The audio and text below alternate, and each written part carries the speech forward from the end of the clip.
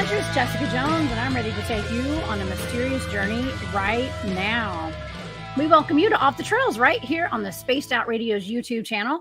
If you guys haven't hit subscribe yet, please do. We would appreciate that love. Shout out to Bumblefoot for that amazing intro music. I always appreciate that. And you guys, please follow us on social media, at Twitter at Spaced Out Radio, Instagram at Spaced Out Radio Show, and on TikTok at Spaced Out Radio. You guys can find me at thecryptidhuntress.com. And I have a pretty rad YouTube channel. It's The Cryptid Huntress over there on YouTube. Please go subscribe. Give my videos a like, or a bunch of them. Give them a bunch of likes, okay? And share those videos out. My numbers are going up, y'all. I'm so proud of my YouTube channel. Thank y'all so much from the bottom of my heart. To all my OG subscribers like Marco, who's usually in my chat, all the way when he was cheering me on to my 100th subscriber, all the way to 3,600 subscribers today, y'all. That's a milestone. That's a lot for me. Okay, so thank y'all for doing that.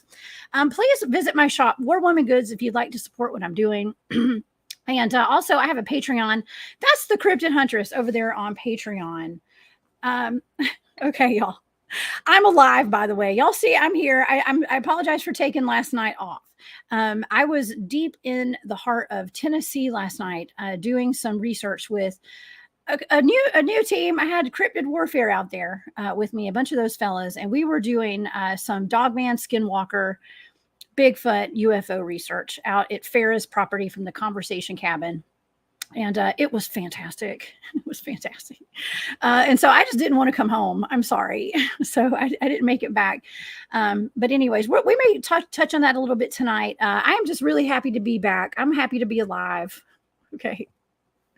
And yeah, it's going to be a great night tonight. I have a fantastic guest here. I have Robert Kalil here with me, or Rob, aka Rob, one of my favorite people in the podcasting business over here. And he is here tonight. Don't forget that right after this show, After Hours has a fantastic show set up for us. Marquise is good to go. He's ready to go as soon as we get done here tonight. Let's get to our guest. Rob Kalil is an esoteric researcher and host of the Typical Skeptic podcast. Inspired by the late Art Bell, Rob focuses on all areas of the paranormal, conspiracy, and esoteric, and treats each guest with an unbiased opinion. And yes, he does. He is awesome. His show is fantastic. You guys, please go over there and subscribe to the Typical Skeptic podcast. And please help me welcome to Spaced Out Radio tonight, my friend, Rob. Hey, what's going on? Hey, Rob. I'm so happy to see you. Thank you. I'm happy to see me. I'm happy to be here. Yeah. Okay. Yeah. So, but before we get into my stuff, did you want to talk about like what you've been going through, or what you experienced this weekend, or like it sounds like it was really wild. It sounds like it was amazing. Look at me. I'm already getting into my interview mode. Like I'm the one that's supposed to be interviewed, but I'm already getting into interview. Oh, you can't drop. You got to do it. It's just in your blood to interview me. And yeah, because you've interviewed me at least twice. And this is my first time interviewing you, and you've already flipped it on me. I love this. Okay. Rob. Yes, I absolutely had a blast. I was out in Tennessee, and we did what we called Operation Cryptid. Shout out to everybody involved in that, all the guys, and Farrah and her husband, Jake. Farrah and her husband invited us over to their home. They have a huge cave in their backyard. They've been having Bigfoot activity, possible Dogman activity, this ominous cave right feet behind their back door. Something had been coming in and out of that cave, taking their chickens. And yeah, so we went and did an investigation. There's been UFO sightings, and she's got orbs all over the place. And so we went out there, and we were prepared. We were told there were possibly skinwalkers in that cave. So it was an investigation that I was looking forward to. Okay, I was going to see my first skinwalker. We didn't see skinwalkers, I don't believe, not in the 3D, but we had a lot of activity. I'm going to be talking about it probably Thursday night on my show, so I don't want to get it too much into detail on it, but we had a great time. And yeah, it's been a jam-packed weekend, Rob. It's been fun. So that's cool. That's really cool. Yeah. I love the fact that you're a boots on the ground researcher. Like, I think there needs to be more people like that. You know what I mean? Like, oh, heck yeah. looking for the evidence, like out there on the trails, like looking for Dogman and Bigfoot and whatever else. Yeah. Absolutely. We're on the trails tonight. Actually, I think this is Off the Trails is the name of my show, if I can remember correctly. And yeah, it's I've been doing boots on the ground research since 2011, and so this is my bread and butter. This is what I do. I'm a show host second to that. Okay, and I do these shows because it's fun to talk about our research and everything, and to bring other people on and hear about your research. And SOSQHT, thank you for that wonderful super chat. That's very sweet of you. That's my friend Maya.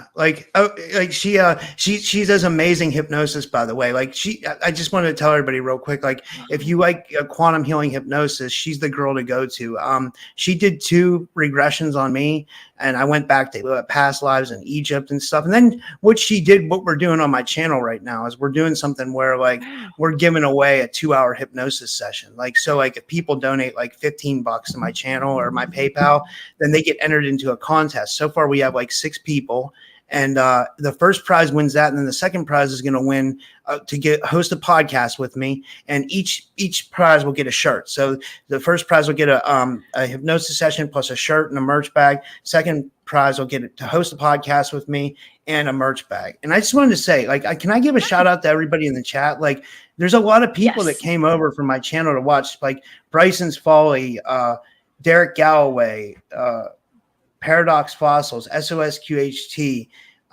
whoever, Matthew Mornian, ASIC9, Selena Ingalls, Derek Galloway. Derek Galloway's awesome. He's been trying to get me on here. What's that? Sorry. Rob, these are my people too. They come there. A lot of them are, they watch our show pretty regularly. There are people. Yeah, they're just good people in general. That's right. That's right. Shout out to all y'all. And Matthew, what's up, Matthew? What's up, Derek? What's up, everybody? Thank y'all for being here tonight. Thank you for all my Tim Mothman's in here. I got a moderator. Thank goodness. I don't usually get a whole lot of moderators in my chat at spacedoutradio. They all go to Dave's show and Marquisa's show. So thank you to whoever is in here. Tim Mothman, I see you're the one right now. And Dog's here. Dog. And yeah, Tim. I have to look at my phone, y'all. I can't see who my moderators are. Thank y'all for being here. And yeah, SQS. What is your friend's name again? Thank you, Maya, so much. SOSQHT. She does. Thank you, Maya. She does beyond quantum. She does beyond quantum hypnosis and aura hypnosis. She learned from that woman. Oh man, why is the name gonna escape me? Shit, she knows. She would write it in the chat. Like, this is. Oh wow, I froze. Rising Phoenix Aurora. Rising Phoenix Aurora. That's what she learned from. Perfect. Sorry about that. Awesome. Awesome. I love it. Well, thank you, Maya. We appreciate you here big time. And while we're talking about our friends, let's just give a quick shout out before we get into our subject matter tonight, because we're going to be talking about the Annunaki. We're going to be talking about a bunch of good, cool stuff tonight. Shout out to Drew that I was with this weekend. He made me some amazing artwork. I got Mothman over here. Speaking of Tim Mothman, I got Mothman over here, and I got Dogman over here, and a bunch of other paintings that my friend Drew gave me this weekend. He's one of the guys with Cryptid Warfare. So you guys go over to Drew's tags over on Instagram and Cryptid Warfare podcast. Y'all give them a follow. Can I say those are really dope? Those are really They're nice. Awesome. I have more. Those are just the 2 I could fit in the shot. Can I have tonight. One? You can get your own. Yeah, over at Drew's tags. I'll go get one. Yeah, I'll get one. Like they're really nice. Like, that'd be cool. Very awesome. Yeah. So shout out to all the supporters out there, everybody that's supporting us, and we're all here to support each other. Okay, and that's my big old point right there. We're here to support each other, and I love you guys. And yeah. So Rob, listen, it's been a little while since I talked to you, and I really connected with you because you are really into the Art Bell shows. Okay. And are a connoisseur of Art Bell shows and kind of an expert on it. And a lot of the targets that I've been assigned when I do my remote viewing show, a lot of them deal with the Art Bell shows from back in the day. And that goes from Mel's Hole, okay, to even time travelers that used to call. He had a time travel show. Where he encouraged time travelers to call in. Okay. And that's a big deal right now. I've been talking about time travel a lot of that stuff. Did Art Bell ever talk about Oh, go ahead. Th- Go ahead. That's how I got into this was Art Bell. Like I'm 43 Okay. years old. And for people that don't know, like I was an Art Bell kid back when I was a kid. Like I was a normal kid, but we would go on like, like to make this fun. I'll tell you exactly what we did. We would go on late night burn runs and listen to Art Bell. Like, cause I'm on the East Coast. So like, it would be like 1 a.m. when Art Bell came on. So we would go out in the middle of the night. We'd go on a burn run and we'd end up at the Waffle House. If you know where that, I'm sure you guys have Waffle Houses. Oh, And I live we in the would be South. I listening to live in Art Georgia. Bell. Yeah. Yeah. Coast to coast AM. I would listen to late at night and stuff. So yeah. But my favorite shows were when he interviewed like the Native American elders, like when he had on like Thunder Strikes about the shadow people. And also he interviewed Red Elk. That's an interesting one because Red Elk ties in a lot of the connections to Mel's Hole and what was actually going on there. I think it was an entrance to Inner Earth. I really believe so. Yeah. Well, I've talked to someone who it was involved with Mel's Hole and did some, I actually did a show on Mel's Hole with my friend James Rink over. He's got the Super Soldier channel over on YouTube. I'm going to be doing a show with him tomorrow night with the same Jimmy Payne. We're doing another show tomorrow night. It may involve the Loch Ness Monster, y'all. So y'all tune into that over at Super Soldier Talk. But yeah, we talked about Mel's Hole, and Jimmy Payne says that he was actually a part of a program where he actually went inside Mel's Hole at some point. And yeah, he said that it does eventually have a bottom to it. Okay. But when I remote viewed it, my friend Tanya and I were coming up, we saw it being a wormhole. And Jimmy said that's actually right. It is a wormhole too. It's got something to do with the bending space and time and all that kind of stuff. So really interesting stuff. I mean, Art Bell was an innovator when it came to putting things out there. I mean, he really led the pack, breaking trail for the rest of us out there with all the strange stuff. Okay. And did they say where the wormhole leads to? Because I know here's what I want to know about Mel's Hole from listening to the Art Bell show. It's so interesting. Like I know the government seized control of that land at some point. Like they wouldn't let anybody step foot on the land supposedly, and like it was like and then supposedly there's another hole too. Supposedly there's another hole in Vegas somewhere. What Nevada. the Native American, I know this is, what the Native American said is he said these, I know this is going to sound weird, but he said these are the nostrils of our mother. Okay. What he means is they're the nostrils of Mother Earth. So one breathes in air and one releases air, but they're also an entrance to Inner Earth. But that's what he said. I'm just quoting. Interesting, right? Yeah. It's so interesting. There are a lot of entrances to Inner Earth around the world, I believe, and that takes us to like Dyatlov Pass. I believe that those people who were killed in that situation, they had wandered off too close to an entrance to Inner Earth. That's my opinion on that. I did remote view that as well, and we've done shows on that. And I think that's what the military was guarding that entrance right there, and they overstepped they trespass. They overstepped their boundaries. So I agree. Do you think that there was some kind of like military cryptid involved in that? Like if you had to guess, because the way they were brutally murdered, it makes me think that like something else was going on there too. Like what did your... There was a cryptid involved. There was ET involvement. Okay. There was totally ET involvement with especially with the last 4 bodies that were found. They look like they had been dropped from an airplane or something. They fell off the building or something. Like they had chest injuries and it was bad. Like they had been in a car accident. But I do believe there was some kind of an ET, or the military was working with the ETs on that. So there was definitely ET in the environment for sure. I wanted to ask you, I don't know if you get into this at all, but I mean, like, it's like, I feel like we're in the best time to be alive. I really, truly believe that.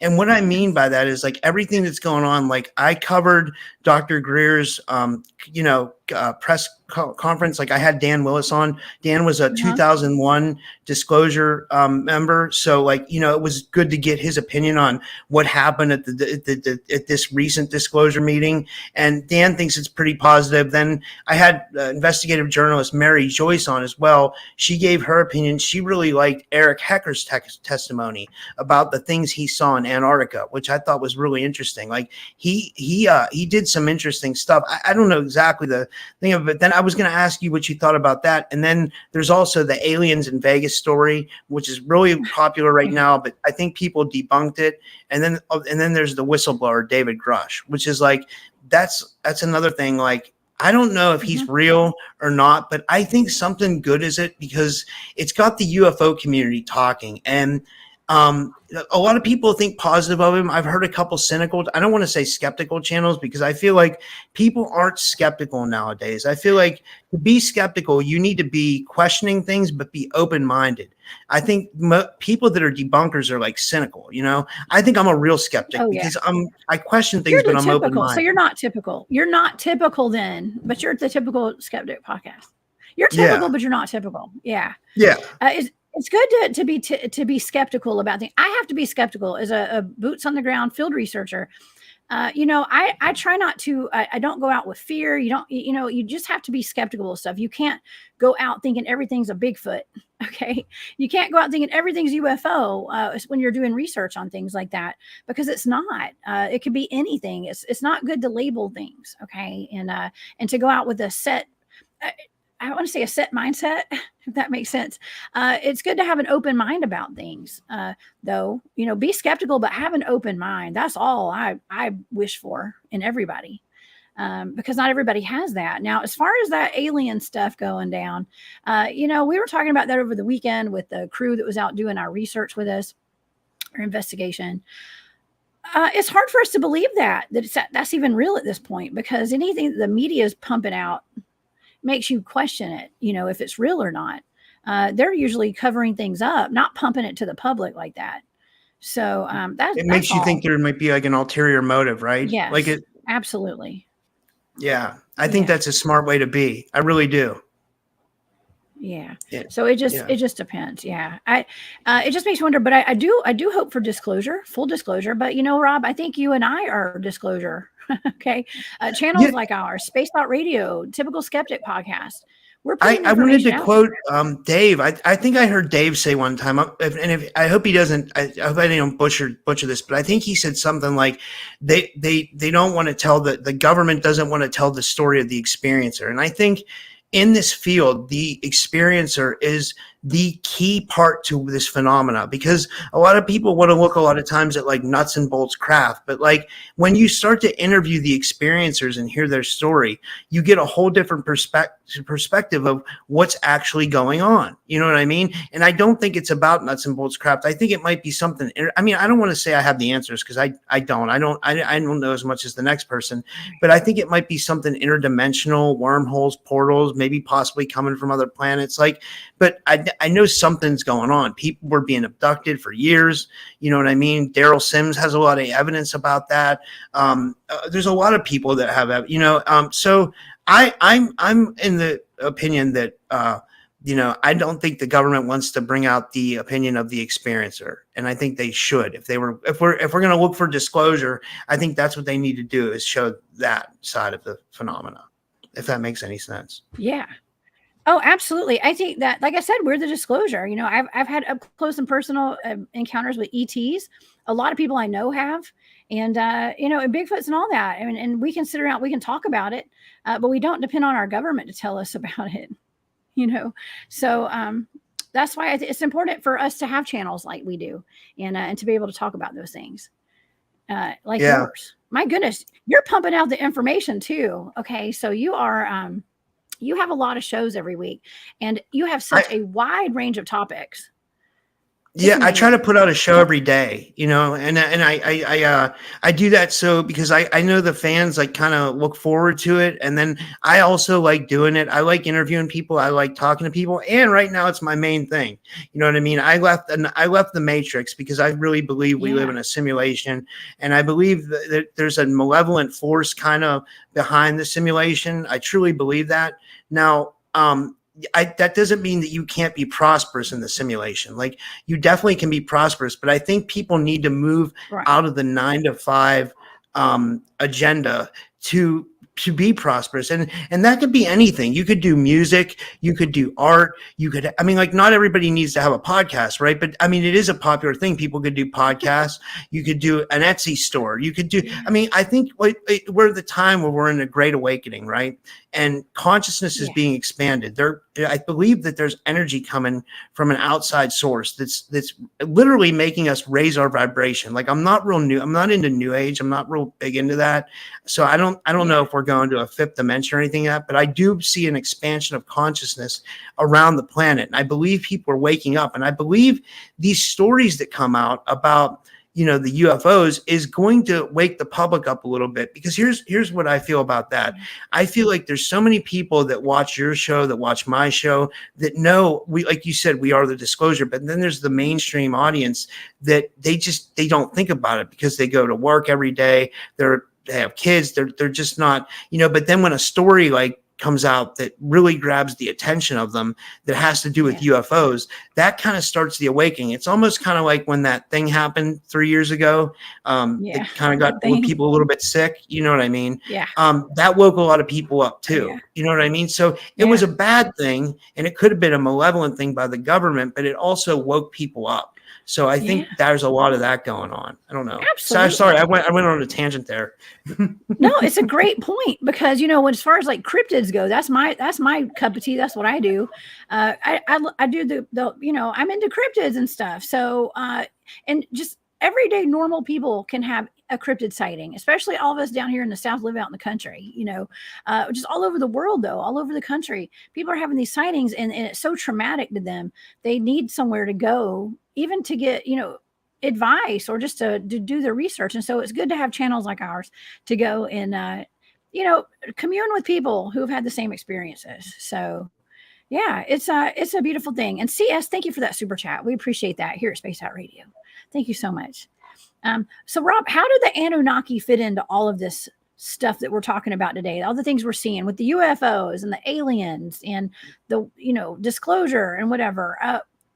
What do the Anunnaki have to do with this, you think? Well, I think the Anunnaki is another awakening story. If you can look at it as a tool that kind of woke a lot of people up. And I'm like one of those people that got woken up by the story of the Anunnaki. I'll explain, like I said, back when I was young, I was like kind of like a Art Bell head, but then I kind of got away from it. And then I think it was like 2016, 2017. I was always real big into history. I think I remember exactly what I was looking for. I was looking for something about Alexander the Great, you know, because I was like, you know, into history, right? And I came across this video by a guy named Matthew LaCroix, and it was called The Battle of the Eagle and the Serpent.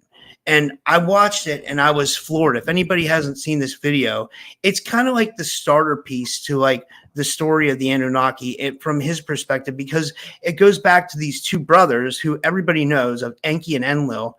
Enlil was the eagle, and then Enki was the serpent. The eagle stood for like more like war and like, you know, and like Enlil was like more horrible towards humans, whereas Enki had the serpent knowledge, which started the wisdom schools and the, you know, and like, and you see like evidence of this serpent knowledge all throughout like history, right? But like when in this video, he kind of went deeper on it, because if you look at like flags of the world, there's symbols of the eagle and the serpent. Like, for example, symbols of the eagle. The Nazis had a eagle symbol. Rome had an eagle symbol. We do. America has an eagle symbol. I hate to say it. That's our bird.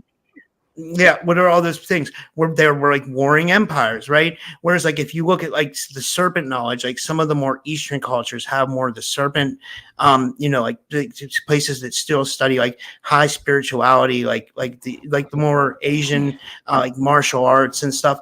And then what's a good example? I wrote this down. A good example is the flag of Mexico. When they I believe they had a serpent symbol, but now their flag is an eagle killing a serpent. And what that could mean is Enlil's family going to that serpent knowledge and taking that territory out and claiming it as their own. If you want to look at it from a deeper perspective, like, because if you follow the story, like Enki spread the serpent knowledge to his son Thoth.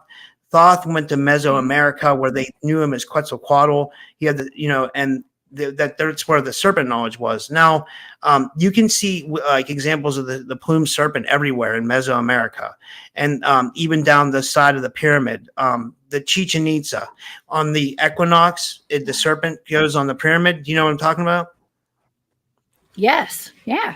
Oh, okay. Yeah. I mean, Okay, I know a little bit about it. I'm not. Yeah, and then expert on it. even like this I is watch interesting Ancient too. Aliens. Like Right. on the headdress of Native Americans, that's actually representative of a plumed serpent. So that's showing Really? you that they still hold that original serpent knowledge that was passed down from wisdom lines from Enki. I believe so. So that's Oh, kind of just the start of it. And I can go deeper into like what I think, what's going on with all this, like the cuneiform tablets, like like that's how the Sumerians, like how all this knowledge came about, was the Sumerians were etching writing into cuneiform tablets, and then they would bake it. And this was able to be preserved for now thousands of years because they would write it. And some of the biggest writings that we got from this are, and I think if anybody's going to study the Anunnaki, you need to look up these things. There's the Enuma Elish, the Atrahasis, the Epic of Gilgamesh, and the Sumerian Kings List. Those 4 tablets are very necessary to kind of get an understanding of what happened in the past. What I was going to say was, so the Enuma Elish talks about how the Anunnaki came into our solar system. They had a collision with this planet Tiamat. It splits off and becomes Earth. The Atrahasis is more like the genetic manipulation of man, and that's kind of where you can get into this. I think the Anunnaki we might have came from a mix of some kind of like Neanderthal or Cro-Magnon or Bigfoot mixed with Anunnaki DNA. I mean, wow. what surprises me is like, how would the Sumerians know this if it wasn't real?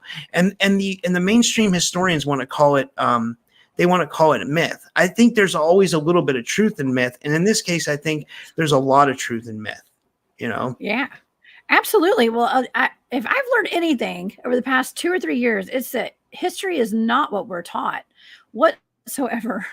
And there's a vested interest in keeping the truth hidden from us with a lot of this. And I don't believe that we all just came from primates. Okay, I really don't. That's my opinion. Okay.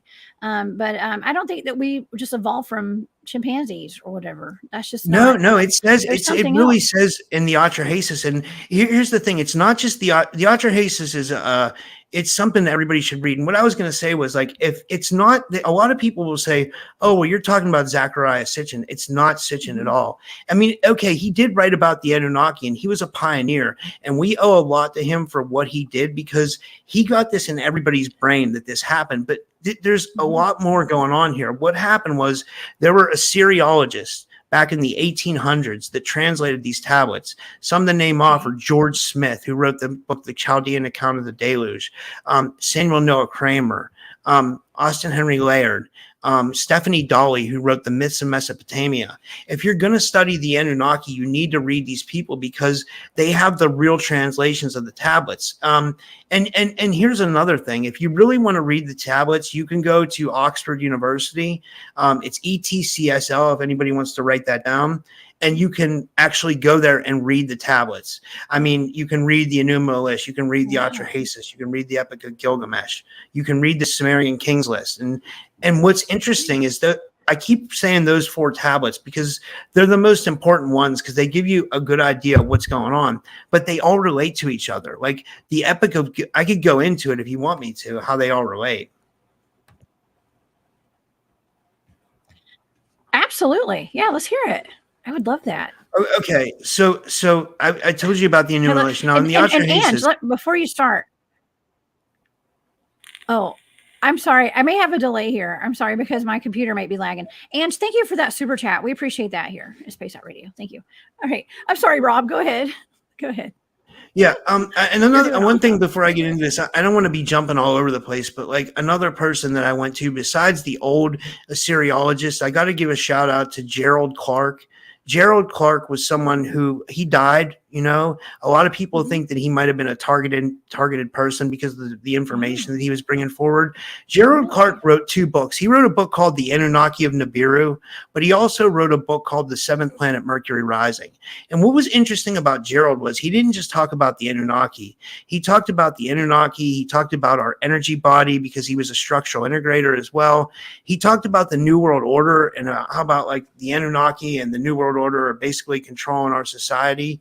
And so he was really important as far as like the story of the Anunnaki goes. I think he influenced Matt LaCroix first, and then like lately Matt LaCroix has just taken off, and he's come out with some really amazing information that kind of blows what I'm saying away.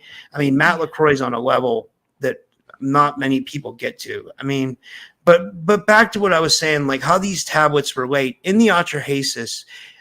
You learn that there's like Enki and Enlil, and then there's Ninhursag. She's like the mother goddess. And in this tablet, you'll read this like Enki and Ninhursag they're genetically manipulating humans, right? So they're making them, and some of them are coming out deformed, and it's insane, right? And in this show, like they have these workers called the Ajiji that were working with the Anunnaki, and supposedly they were mining gold for them.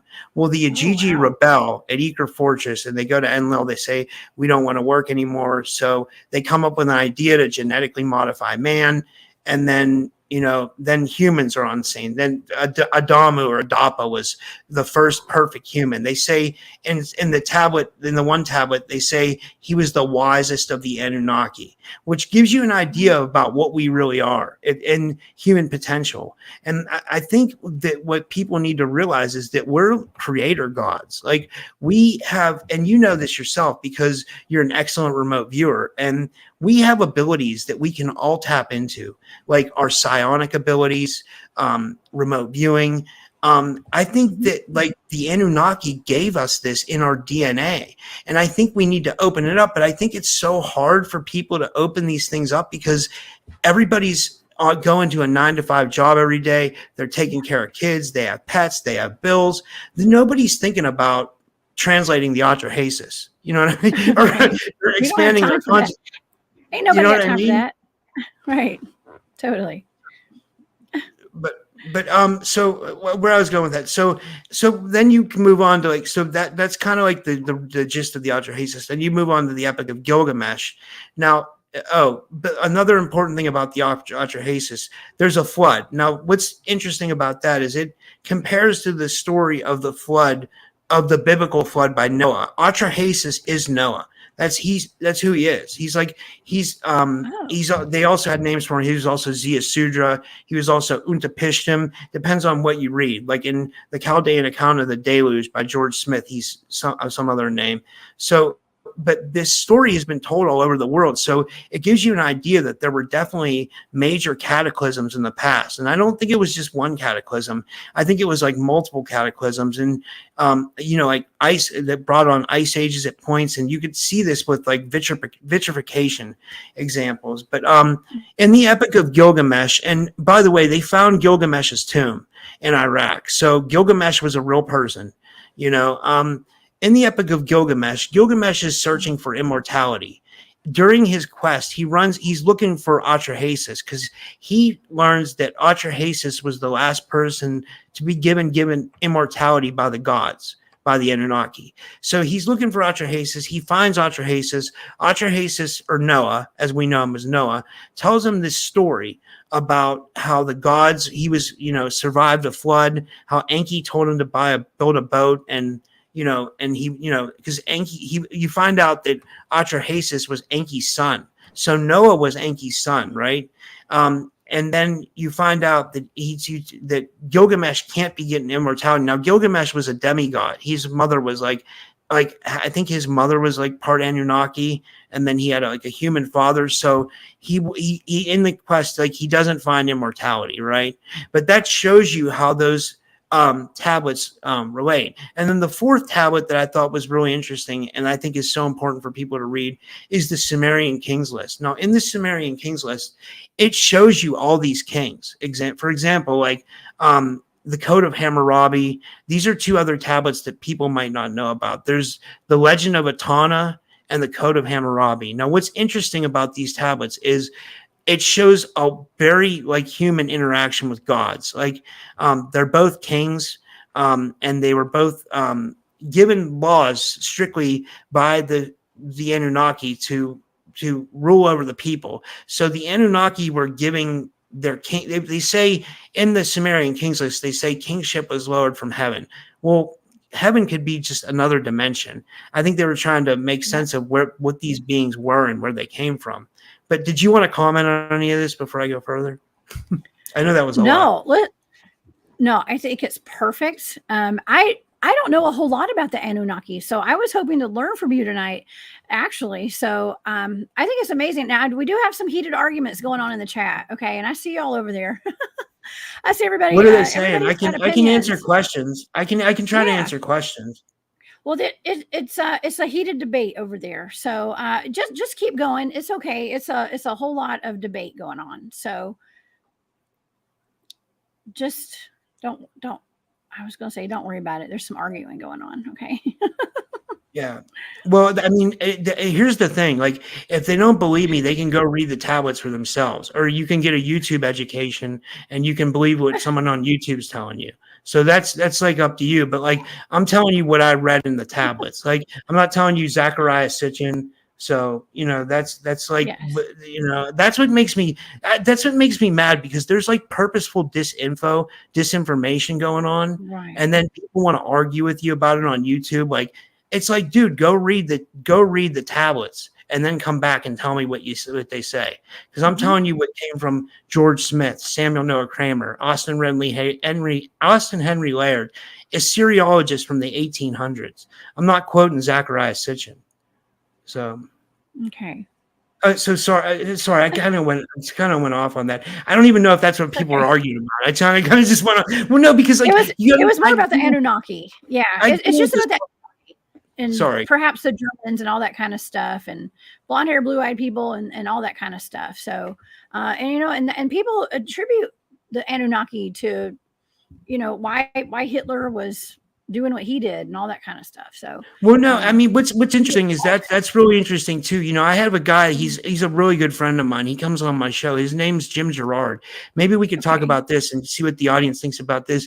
He thinks that Maria Orsich, who was, I'm not saying this, and none of this is verified, right? So this is all speculation, what I'm about to tell you. So, but we know we do know this. We know Maria Orsich from the Vril Society was channeling something, right? And they say she was channeling messages from Aldebaran, and that actually came back in Sumerian, right?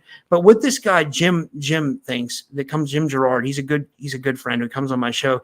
He thinks that when Billy Meyer, the UFO contact, who's been debunked, but like, let's say he wasn't, right?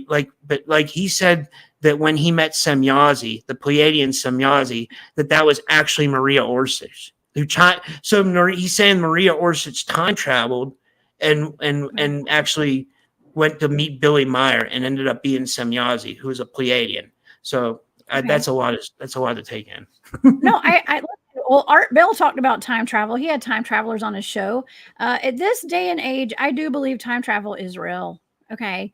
And there is technology to send people back and forth through time, I believe. Okay. Even remote viewing wise too, of course. But, I was going to say, you do that. You time travel with your mind. Like I mean, the amazing stuff you do with remote viewing. It's like, I would love to learn remote viewing. I think it's a really amazing skill. I think everyone should learn remote viewing. I think it's very important that we all, or at least just become aware of our enhanced human capabilities, because that's kind of where the future is headed. Okay. And I think it's important for us to all start connecting again instead of being on our cell phones all the time. Let's try a little telepathy, y'all. I do that. It's funny how you say that. I do that. I'm a big into psi. That's why I have like a part of my channel name. It's Typical Skeptic Podcast, UFO, Paranormal, and Psi, because I love the psi, if you want to call it, abilities, arts, telekinesis, psychokinesis, remote viewing, telepathy. I would play games with my ex-girlfriends and friends, like, where you sit on the phone and you try to pretend what the other person's thinking. Like that's like, I think we're all psychic to a certain degree. You just have to learn it. Yes. When I had Lynn Buchanan on my show, the remote viewer, he said the remote viewing is kind of like a martial art. He said that Yeah. you have to like practice it. Is that true? That is absolutely true. You gotta work out your psychic muscles. Absolutely. I learned remote viewing. I started learning a long time ago. Okay, back in 2011, 2012. I can't remember. It's been a while, and I still have things to learn. And it's something that you just have to. If you don't do targets all the time, you can get out of practice with it. And so I happen to do it a lot. And I've done a lot of targets. And they say you can't even really get good at it until you hit that 100th target. That's So, cool. That's really cool. yeah, I had a Kundalini experience the other night. I could talk about that. I could tell you, it was yeah. really intense. Like Speaking of now, snakes and serpents, yeah, yeah, let's hear it it. was insane. Like, so before I say this, I'm not advocating for anybody to use psychedelics. I know that's illegal in some states, but like I choose to do it for expansion of consciousness. So I'll get that out. I'm very opinionated, right? Okay. I guess you're finding that out. But I mean, so I took some mushrooms and THC the other night, and I thought I would have an experience. I wanted to go inward because I've been dealing with a lot lately. So I was having I guess what you would call an experience. I wasn't seeing much, but then what would happen is everything happened when I laid down. Now, when I laid down, the most insane thing I've ever experienced happened in my life, because I haven't had many paranormal experiences. What happened was it felt like something started buzzing up my back, and it felt like there was a conveyor belt going up my back. I'm sorry. And it felt like energy started going up my back. The energy started going up my back. I had my eyes closed. The conveyor belt turned into a snake. And then the energy came out my chest and went pouring into my pineal gland. And then from there, it was like an overflow of energy, and it exploded out into the collective. And I just sat there and I was like, did that really just happen? Like, because it could have been just like visuals but like to me, it seemed real because I felt the energy. I don't know, Yeah. Well, it's called plant medicine for a reason, I suppose. I don't know. Yeah, and maybe they say that when people do that kind of stuff, it opens up your consciousness, and that's the last thing that they want, whoever they are, is for to have a whole bunch of awakened people. And I've been attacked pretty well. People have come at me for talking about remote viewing, especially people in like the Bigfooting community that aren't really into the interdimensional aspect of Bigfoot and the cryptids and things like that. Lord, you put in the remote viewing aspect on top of that. There's a lot of people that don't like that, and they're just not open to it, and that's okay. That's okay. Yeah. But hey, at least I'm putting it out there, and people can choose to look into it or not. Just don't get mad at me, y'all. Y'all don't get mad at me. I know my audience doesn't get mad at Jessica's me. awesome. Like I've never met someone so nice in mine. Like you're such a nice person and you're such a Thank great you. guest. Like that. I mean, like, so that's why I'm so glad you invited me on, because like, I love like your energy. Like, I don't know if anybody's ever told you that you have an amazing energy. Like you're just a Thank fun you. person to be around. Like, like, so I really like what you bring Thank to the you. table as far as podcasting goes. It's really cool. Oh, that means a lot coming from you, Rob. Thank you so much. I'm just out here having fun, putting out the information and talking about our experiences. And it's just, we're just sitting down talking like friends, like that's what I like to do. Yeah. So, yeah, just, and that's another thing too. That's something that's really important, is being authentic and not holding back, and, you know, having some tact, of course, but not, not hiding who we are, and really putting ourselves out there, to help the collective in whatever way we're called to do. So, I think yeah. that's why people like me and you, because we're genuine. We don't put on a facade. You know what I mean? Like if you come to my channel and you watch my shows, like you're going to see like me having problems at the beginning. There's always technical issues. Like, Oh, me some lights too. might go off or something will go haywire. I mean, that's just a part of my show. You know what I mean? It's like if you, but like, It's mine too. I don't ever hide any, like it's, I don't know. I do it for the fun of it because I love doing it. I love interviewing people. Like, but yeah, I was looking in the chat, like there's some really good people in the chat tonight. Like there's I'll even answer some questions if people have questions. I don't know. Oh yeah, yeah. I'm not. Well, okay. There's somebody that keeps asking a question. I don't know where it went. They want to know if you were influenced by underground hip hop. Okay. Oh With yeah, your, were that's. I you? mean, I know this is a Okay. paranormal show, but I'm like sorry, I we can't find that comment. I'm looking for it, but I am. I'm okay. very into underground hip hop. Like it's a big part of my music. Like I've Really? always listened to it. Yeah, like it's like and but there's a lot that you can go into conspiracies with hip hop. Like my friend like Chris Matthew from Forbidden Knowledge News. I just had him on the other day. He did a show about like the gangster rap and Tupac and how like they wanted to shift the perception of people a certain way, so they kind of put out that music. You know what I mean? And there's also it's not a conspiracy, it's a fact that that you know the CIA, three-letter agency, flooded the ghettos with drugs, and then they arrested people for selling it. So there's a lot that Oh goes yeah, into that. But exactly. yeah, Oh yeah. it's I go into. Oh, Sovereign Cosmic Wildman says I noticed Rob a lot in underground hip hop channels. Yeah, I'm there. I am Yes. definitely. Yes. I knew it was Sovereign Cosmic Wildman that kept asking that. He's asked it 2 or 3 times, and I hadn't put it up yet because we were talking about other stuff. Um, and I do smile when I discuss monsters. That's my thing, man. I like going out and hunting for monsters. Okay, I think so that's cool that uh, people know us though. They know us for like what we like. I think that's really yeah, cool. yeah, absolutely. I like monsters. You like underground hip hop. Hey, I used to like. I mean, I still like hip hop and underground hip hop and stuff. I mean, Someone from the chat maybe just that's why asked we're where did friends.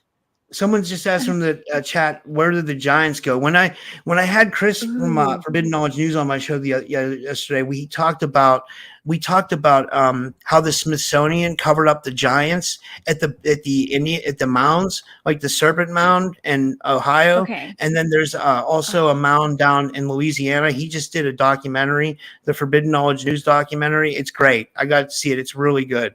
okay, But he gets into that. He gets into the Giants and the mounds. I love that stuff. Like L.A. Marzulli gets into that stuff too. Like that's a real conspiracy that's really covered up. Like there were giant bones, like some 13-footers buried in those Indian, yeah, and I don't want to say Indian, like those mounds, because we don't know yes, who made those mounds.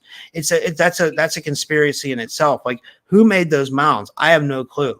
It could have been the oh, Nephilim. I mean, I don't know. Like if you follow like Jason Brashear's work of archaics, I like him a lot. He talks about there was a time where the earth was covered by a vapor canopy. And in this vapor canopy, everything grew larger. So that could have been a reason as to why there were giants. I don't know. It's an idea. okay. Rob, I have to tell you this, you're going to flip out when I tell you this. Guess where I was today? I came home from my Tennessee investigation in the wee hours of the morning. Okay. I got a few hours of sleep, a little tiny bit of sleep, y'all. I'm tired. Okay. I got a few hours of sleep, and then I woke up and I went and I met some friends at the Etowah Indian Mounds today. And Nice. I took my son. Yes. And let me tell you, I had never been there before.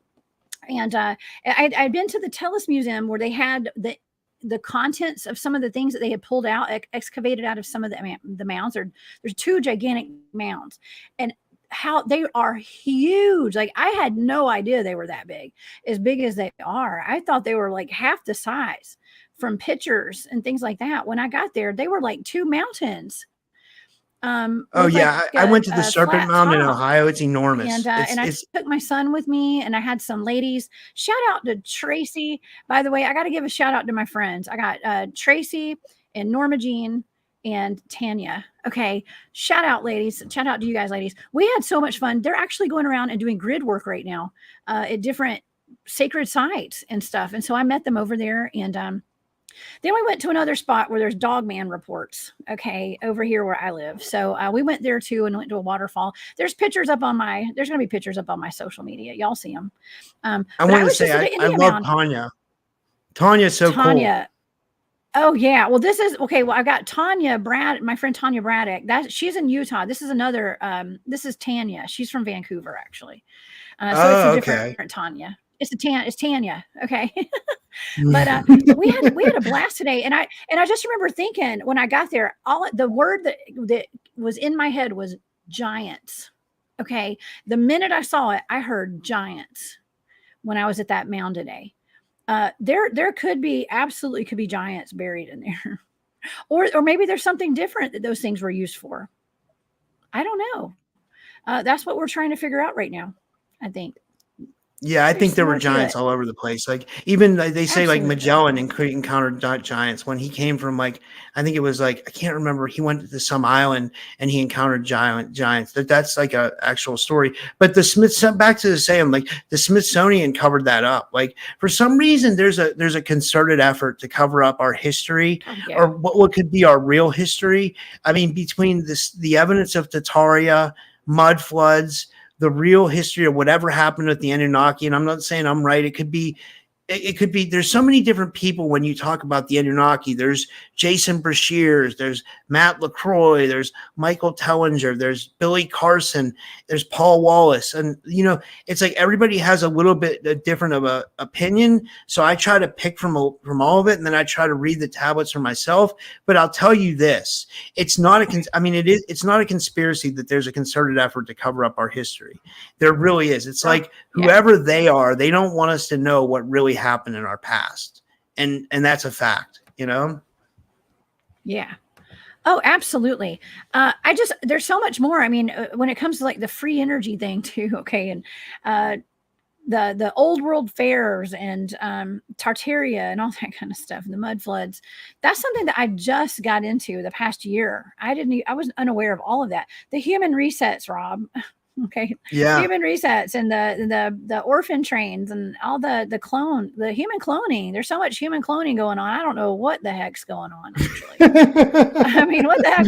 We need you and I should do a show on human cloning. Well, we should. And animal, the cryptids are being cloned, I think. What? Okay. Dogmen. I mean, super soldier stuff, I think. I don't know. It's a rabbit hole. We could totally dive down sometime. If you want to come back on my show, I'll come on yours. We need to talk about this stuff to put it out there. I have done some shows. Actually, Brown Dwarf is in the chat tonight. Hey, Brown. He and I did a show on the orphan trains and the human cloning from, the 1800s. So that's cool. Yeah. That's interesting stuff. That's really interesting stuff. It's one of my biggest watch shows on my YouTube channel, actually. So it shows you there's a huge interest in it.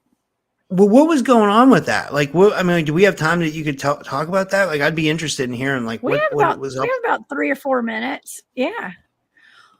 Well, okay. So Brown had watched a video. I think it was from Mind Unveiled. I think like that, something like that. And, I believe it was him, our friend Jesus, Payan Jr., Gonzo from Breaking Bad. He had sent me some videos on that stuff. And it was these postcards that came out of France, I believe, out of Europe, of Cabbage Patch Kids. It's like kids growing out of Cabbage Patches. And it was just like hundreds of children. They were all Caucasian, by the way. And they were literally being they were being harvested, let's just say, like cabbages. And there was a connection to these postcards and the Cabbage Patch Kids, which are based here in Georgia where I live. Okay. And I've been to Babyland General. And so it seems that those came about around the same time that they were having like orphan trains that were going through the United States, dropping off tons of kids whose parents allegedly abandoned them. And it's like, where were all these parents at? We're told it was during the Great Depression and they couldn't afford their kids. So they just sent them off in trains to relocate all over there. It's like I said, it's a rabbit hole to go down, but it kind of makes sense. That's all I'm saying. It makes sense. It's interesting. It seems like a lot of this stuff in the conspiracy, like it's like it leads to stuff, and then it's like, well, and then we come up with more. It's like everything we learn about, we end up coming up with more questions, right?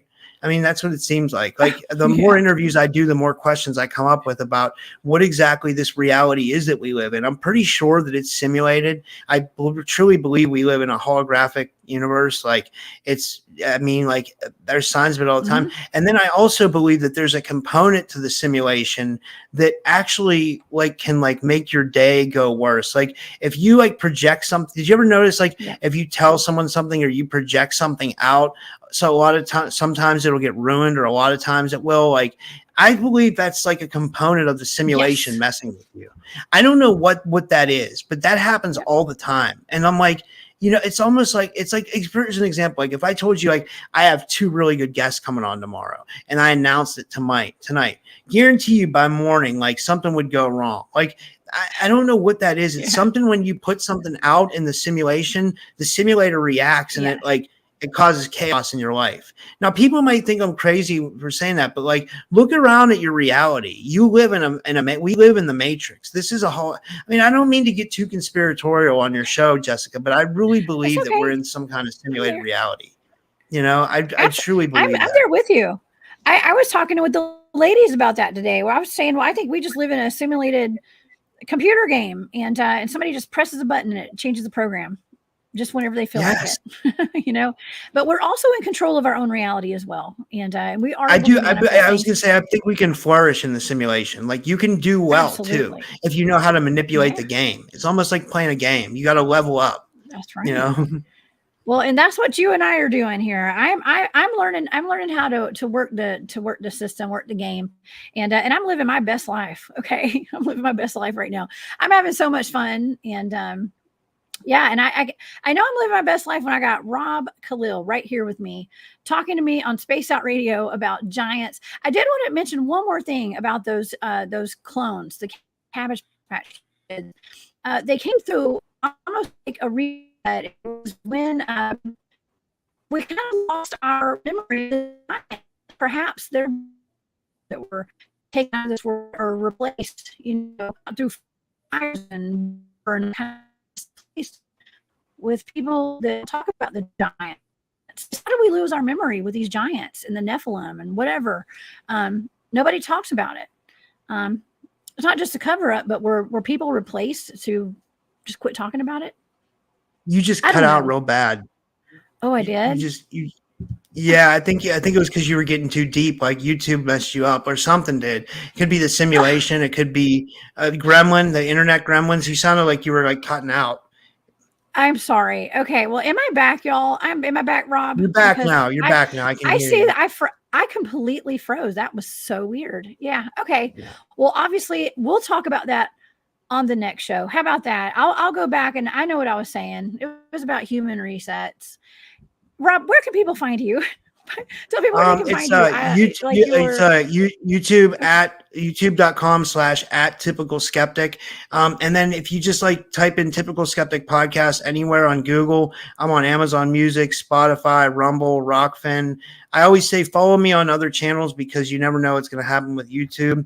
But I don't know. Yeah. So, and if people want to support the podcast, there's links in my description of my videos of how you can support the podcast and all that good stuff.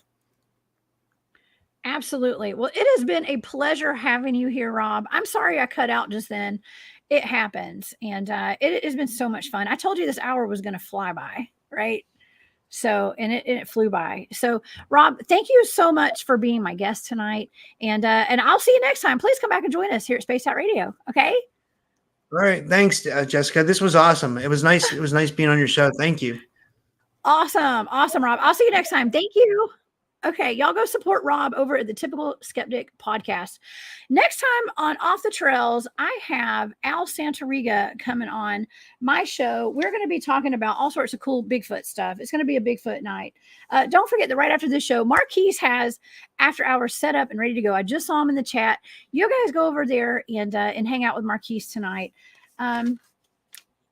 You guys come follow me. Come see me on my channel, The Cryptid Huntress, this Wednesday afternoon at 1 p.m. I have Daryl James coming on with a secret space program, and we're going to be talking about some interesting chimeras that he experienced down underground in some bases. Okay, so I will see you guys next time on Off the Trails. Y'all have a great week.